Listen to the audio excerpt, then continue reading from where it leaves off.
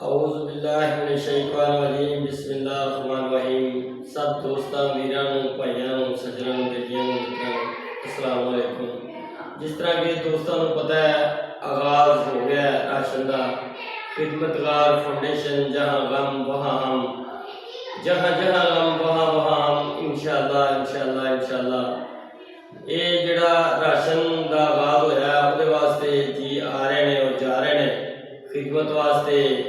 अल्लाह के हुक्म दे नाल असीं भी बैठे हैं हाज़र हाँ और हाज़र रहांगे इंशाअल्लाह। ए बाजी साडी भैन साडी आई है, आओ इन्हां दे दुख शरीक होइए ते इन्हां दा हाल हवाल पुछिए। अस्सलाम वालेकुम जी। मेरी भैन की हाल है?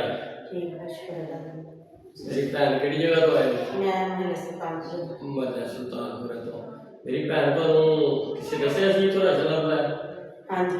अच्छा किसी दस्सिया। हाँ जी। मेरी भैन तुहाडे खावंद की करदे ने? मेरा खावंद नहीं है। इन्ना लिल्लाहि व इन्ना इलैहि राजिऊन। तुहाडा खावंद नहीं है? नहीं। ते बच्चे कितने हैं? मेरा एक बेटा है, बेटी। एक बेटा है ते एक बेटी। हाँ जी। बच्चे पढ़दे ने? हाँ जी। एक बच्चा बोलता नहीं है, बच्चा बोलता सुनता नहीं है। बच्चा एक ही ना बोलता सुनता नहीं है। बच्चा बोलता भी तो सुनता नहीं। हाँ जी। अल्लाह पाक तुहानूं सबर दे। मां परवरदिगार। बेटी ठीक है? हाँ जी। बेटी कितनी पढ़दी है? छोटी है। छोटी। खावंद नूं फौत होया कितनी देर? 4 साल। 4 साल। की करदे हैं? बस है मिस्त्री का काम करते हैं। मिस्त्री का काम करते हैं। तो हुण मेरी भैन का कोई कमाने वाला नहीं है? नहीं, कोई भी नहीं है। बिल्कुल ठीक। तो मेरी भैन राशन वास्ते आई है, असीं अपनी भैन नूं राशन देने आ। अल्लाह के हुक्म दे नाल, अल्लाह के फजल दे नाल मेहरबानी साडी नहीं मेरी भैन, मेहरबानी सोहणे अल्लाह दी है ते या फिर मेहरबानी उन्हां दी है जिन्हां राशन साडे तक पहुंचाया। असीं ते अपना फर्ज अदा करदे हां मेरी भैन। मेहरबानी अल्लाह पाक तंदुरुस्त जिंदगी दे, तुहानूं भी दे ते उन्हां नूं भी दे। आमीन आमीन। ए मेरा कैमरामैन इन्हां दा राशन लिया के पावंदा।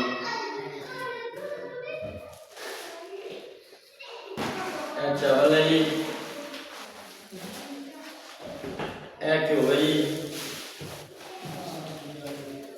ए लसन है, ए साबन है मुँह धोने वाला, ए पत्ती है, ए बर्तन धोने वाला, ए चीनी है जी, ए चनिया की दाल है जी, ए बेसन है जी,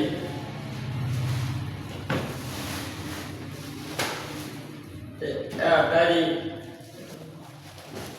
खजूर ने। ठीक है मेरी भैन।